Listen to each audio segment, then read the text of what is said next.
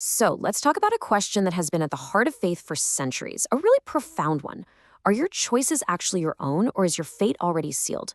Now, this isn't just some dusty old debate. It's an idea that shapes what millions of people believe, right now, today. Let's get into it. Okay, so let's just get right to the heart of it. Is your life a path that you're paving yourself, one choice at a time? Or are you playing a role in a grand story where the final page has already been written? This one question right here is the fault line that we're about to explore. All right, so let's jump back in time. Our story really kicks off in the early 400s AD. There's this monk from the British Isles. His name is Pelagius, and he shows up in Rome.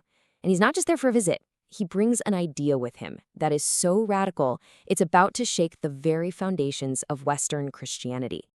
And this is where things get really wild. Pelagius basically flips a core assumption on its head. He argued that we aren't born sinful, not at all. We're born morally neutral, kind of like a blank slate. He believed God gives us complete free will to pick a path, good or evil. So in his mind, sin isn't baked into our DNA. It's a conscious choice we make. And God's grace? Yeah, it's helpful, sure, but it's not essential. The power to do the right thing, he said, is ultimately in our own hands. This quote, man, it just nails his whole argument.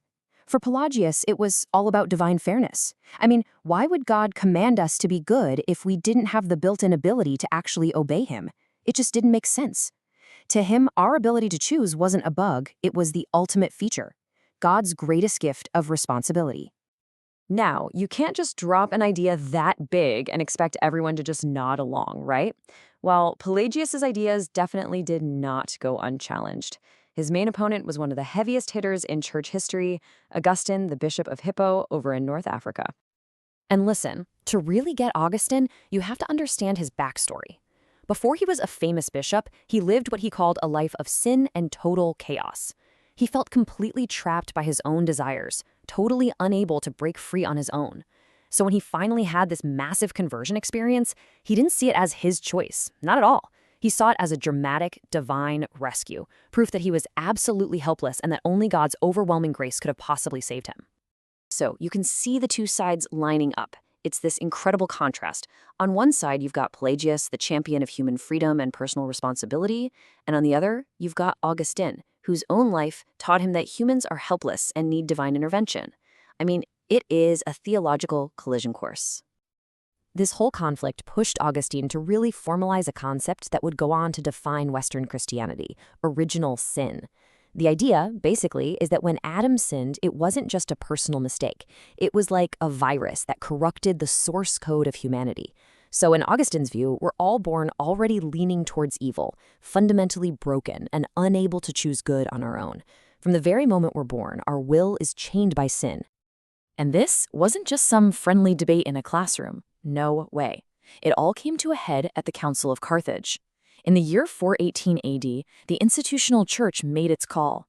Pelagius's ideas were officially labeled heresy, and Augustine's doctrine of original sin became the official orthodox position of the entire Western Church. Game over. Or so it seemed. But here's the thing. Augustine's victory wasn't the end of the story. Not even close. It really just set the stage for the next act. His ideas would sit at the heart of the church for over 1,000 years before someone came along and took them to their logical and, for some people, pretty terrifying conclusion. So check out how this idea evolves over time. You have Augustine back in the 400s arguing that because we're helpless, God must predestine who gets saved. Then, fast forward more than 1,000 years to 1536. A Protestant reformer named John Calvin picks up that foundation and builds a whole theological skyscraper on top of it. And in doing so, he creates this deep, massive crack right down the middle of the new Protestant movement. Calvin's system introduced this concept of double predestination. Okay, let's break that down. This wasn't just about God choosing who gets saved. Calvin took it a step further.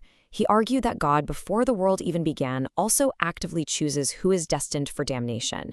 And this choice has nothing to do with what you do or whether you have faith. It's based purely on God's own sovereign, totally mysterious will. So the fallout from this centuries-long argument was just immense. It didn't just create a new doctrine, it basically fractured Christianity. It created these very distinct paths that believers are still walking down to this very day. This table is awesome because it lays it all out so clearly. On one side, you've got Calvinism. Free will is trapped by sin, and God's choice of who to save, the elect, is totally unconditional. His grace, you can't resist it. Then, as a reaction, you get Arminianism, which argues no. Our will is free to choose. God's choice is conditional on our faith, and Jesus' atonement is available to everyone. And then you have LDS theology, which offers a third path, where our personal agency is the absolute cornerstone. God foreordains us for certain roles because he knows our choices, but he never, ever overrides our freedom to choose. Three totally different answers, all sprouting from that one original debate. So this all brings us to a really critical and kind of tough question that our source material brings up. Was this whole theological path determined by divine truth or by something a lot more human? The source material we're looking at here asks a pretty provocative question. Did Augustine win because his theology was the right one, or did he win because he was backed by the full power and authority of the church? The argument goes that his theology, which really emphasized human helplessness and the need for a powerful church, just happened to align perfectly with the church's growing influence. And that power, the source suggests, is what really cemented his views as truth. So just for a second, let's play What If? What if Pelagius, with his focus on free will and human goodness, had somehow won the day back in 418 AD? How different would Western thought be right now? Would ideas like original sin and predestination be just tiny footnotes in history books instead of central beliefs for millions of people? And that really leaves us with this final, massive question to think about. What's the foundation of belief? Is it some kind of direct pipeline to divine revelation, something absolute and unchanging? Or is it a collection of the ideas and the arguments that, through a messy mix of brilliance, politics, and raw power, just happen to win the historical debate? The answer really shapes not just how we see the past, but how we understand faith itself.